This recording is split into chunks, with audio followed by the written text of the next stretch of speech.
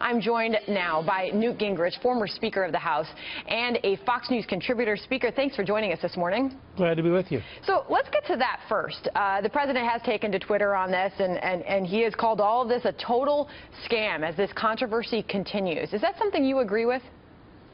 Oh, I think in terms of the whole question of the Trump administration, it's an absurd story, but I think it raises two other questions. One is, was the Obama White House deliberately leaking, which would be a felony?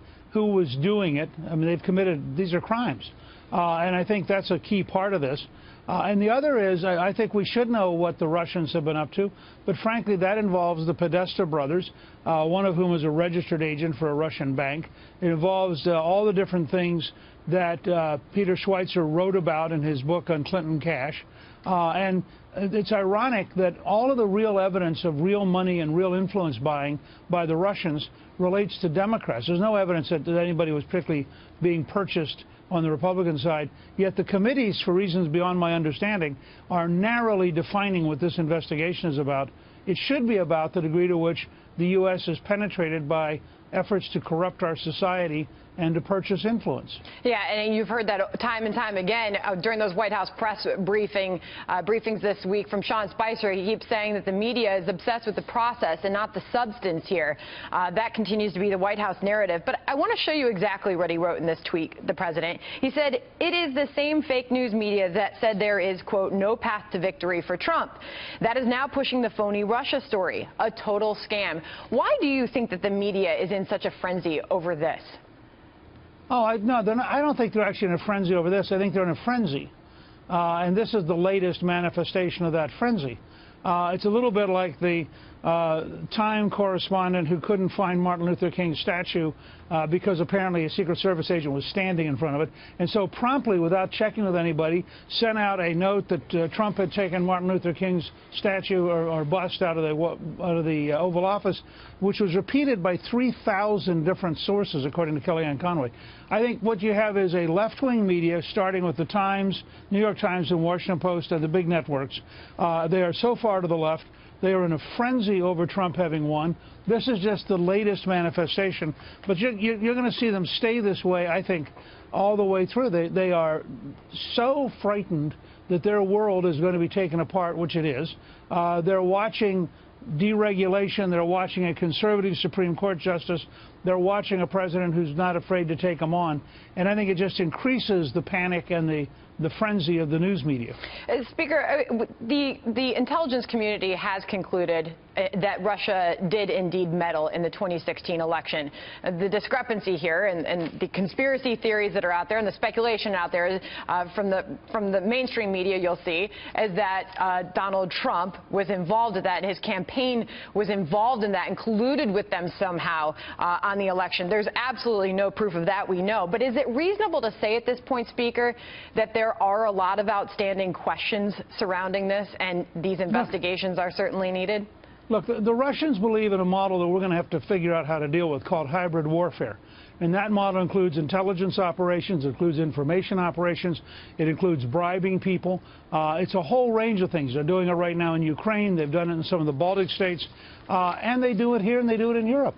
And we're going to have to figure out how to do it. That's why I said I'd feel much better if the intelligence committees took a deep breath, stood back and said, we're going to look at everything involving Russian efforts, and there are other countries that do this, but Russia is the biggest one, to subvert American society. And you know, President Obama himself said last year, of course they're doing it. They always try to do it. They did it back in the Soviet days, and he shrugged it off. So there's no question the Russians have information operations. They have spending large amounts of money. They have a variety of things going on, none of which particularly related to Donald Trump, and frankly, in the past may have helped Democrats far more than Republicans. But we, the American people, deserve to have the Congress get to the bottom across the whole issue of efforts by Russia to influence and undermine American life. Do you think that an independent investigation is needed, or should the Senate take the lead on this? You know, former Attorney General McCasey did a great job the other day on another network when they kept talking about independent counsel. He said, show me the crime. I mean, there is no crime here.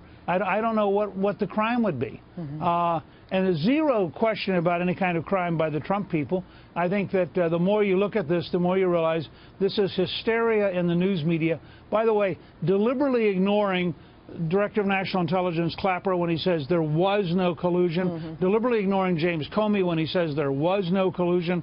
I mean, we've had pretty definitive statements that nobody in the Trump campaign colluded with the Russians. Let's talk about Michael Flynn. This is Trump's former national security advisor. He was fired from the administration for not disclosing conversations with at least one Russian official. He is now asking for immunity in exchange for testifying on these Russian probes. President Trump backed his request this week, saying he should ask for immunity. This is a witch hunt. Do you agree with that? Absolutely. Look, I watched an independent counsel destroy the reputation of Scooter Libby when he was Dick Cheney's chief of staff. The independent counsel knew that the person he was looking for was, in fact, in the State Department, knew exactly who it was, told the person to keep their mouth shut, and went after Scooter in an effort to intimidate him into destroying Cheney. In the process, that independent counsel locked up a New York Times reporter for 85 days to force her to give what she has said in a book since then was false testimony.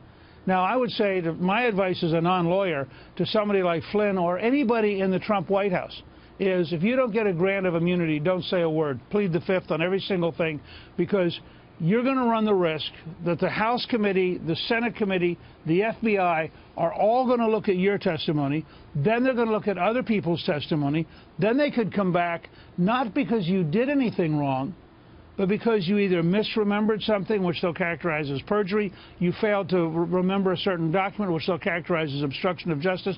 This is not a game. People's lives have been destroyed by these kind of antics, and I think in his own self-interest that General Flynn, who has served this country well, has won 4 bronze medals in combat, for Pete's sake. You know, he's being attacked by people who don't have a clue what it's like to defend America. And I think he should absolutely demand that he get immunity before he say a word. And Devin Nunes, a popular conversation this week on the left is that he should step down, that it's not possible for him to continue to conduct a fair investigation as he heads up the House Intelligence Committee for looking at those documents in the White House, disclosing the findings to the president before taking it directly to the committee. Should he excuse himself? Look, Adam Schiff, who's his ranking Democratic member, is fully, totally partisan. This is a partisan fight, particularly in the House.